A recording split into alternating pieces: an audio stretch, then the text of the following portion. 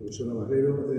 También gracias a los profesores González Sánchez y José Alonso, porque les he leído y no los conocía. Ha sido un gusto oírles también y a mis queridos compañeros ilustres de mesa. Está bien que sea el último que intervenga porque si alguna aspiración tenían para aprender cuestiones del patrimonio histórico, acaba de terminar conmigo. Entonces, confío que estén especialmente cansados y no le presten mucha atención. Dicho eso, me decía el profesor Barrero hablar de motivación. Como soy cartesiano, voy a intentar reducirlo unos minutos, pero tenía pensado 3 bloques. Hablar de motivación tanto para la administración como para el control que se realiza por parte del Poder Judicial es un elemento nuclear, ¿no?, en todo el procedimiento administrativo y en el acto decisorio. Decía, esas 3 cuestiones en materia de motivación pasarían, en primer lugar, ¿qué es lo que pretendemos con la motivación? En relación con el patrimonio histórico. ¿Hacia dónde vamos con la motivación? ¿Qué tenemos que perseguir? Una segunda parte serían nociones básicas generales, me detendré muy poco sobre cuestiones generales en materia de motivación para, en último lugar, hacer referencia a la discrecionalidad técnica aplicada al patrimonio histórico o, en general, a cualquier actividad que requiera conocimientos técnicos. En relación de qué buscamos o qué perseguimos con la motivación, en relación con el patrimonio histórico.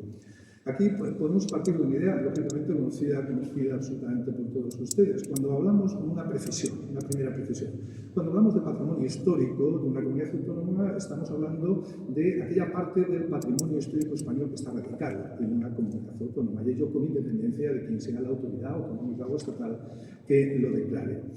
Idea que destaca únicamente para que no se puede entender ambos patrimonios históricos como compartimentos estancos, ni muchísimo menos, son el mismo objeto.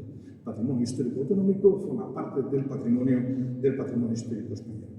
Ahora bien, como hablamos de motivar, la pregunta siguiente que creo que nos podemos hacer es decir, ¿qué tenemos que buscar? ¿Sobre qué hay que motivar? ¿Sobre qué hay que motivar cuando hablamos de patrimonio histórico? Pues bien, y al Estado, segunda pregunta, ¿al Estado es indiferente verificar sobre qué es lo que sobre qué hay que motivar?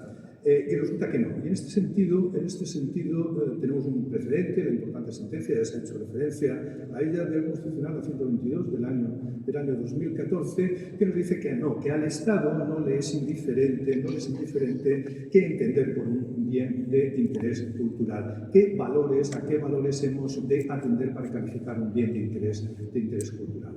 Incluso esta sentencia lo que le dice ante el recurso de inconstitucionalidad planteado frente a la legislación madrileña, dice no, el Estado partimos de una competencia exclusiva del Estado en materia de protección del patrimonio histórico, cultural, en relación con la protección frente al expolio y la exportación. Entonces dice el Tribunal Constitucional, desde esa perspectiva al Estado no le es indiferente identificar a qué valores hemos de atender a la hora de identificar un bien como susceptible de la calificación de bien de interés cultural.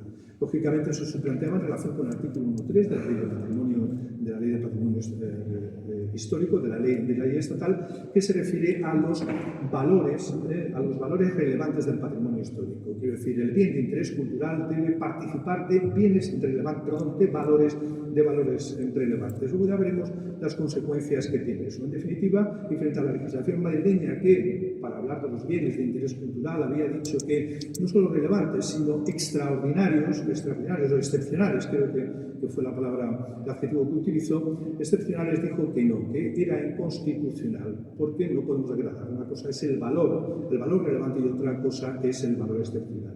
Y defendió la competencia del Estado a la hora de definir a qué valores hemos de atender, esos valores prevalentes que hemos de atender para calificar un bien de interés cultural. Lógicamente, lo que dijo el Tribunal Constitucional, ojo, el Estado no puede ir más allá, solo puede configurar con un carácter general, más o menos abstracto, a qué valores hemos de atender para calificar el bien como de interés cultural y no debe ir más allá. Se entiende que esos valores, la definición de esos valores es lo que le sirve al Estado para cometer esa tarea en la que tiene una competencia exclusiva conforme a la Constitución para defender el patrimonio cultural frente al expolio, frente a la importación. Por tanto, la definición de los valores estatal, competencia estatal, y no pueden inmiscuirse las comunidades autónomas. los bienes más relevantes del patrimonio. ¿Qué conclusiones provisorias podemos obtener ya de este planteamiento inicial? Les apunto 4. Disculpen que yo vaya numerando, pero tengo una mentalidad absolutamente cartesiana. Mi seguridad es lo único que me da seguridad, el ordenarme, la sistemática. Entonces, de esta conclusión, de esta premisa previa, creo que podemos, o yo tengo al menos cuatro conclusiones provisorias. Primero, que la competencia del Estado a la hora de perfilar las condiciones básicas, los valores básicos de que debe participar un bien para ser calificado de interés cultural, creo que implica una doble consecuencia por arriba y por abajo. Por arriba y por abajo para las comunidades autónomas. Por arriba, si utilizamos el ejemplo de la legislación madrileña, si la legislación estatal nos habla de valores preeminentes, valores preferentes, eso no puede convertirse en valores excepcionales, ¿no? Porque entonces está usted protegiendo menos de lo que debe proteger. Por tanto, ojo por abajo, o sea, no sea usted más riguroso, ni exija más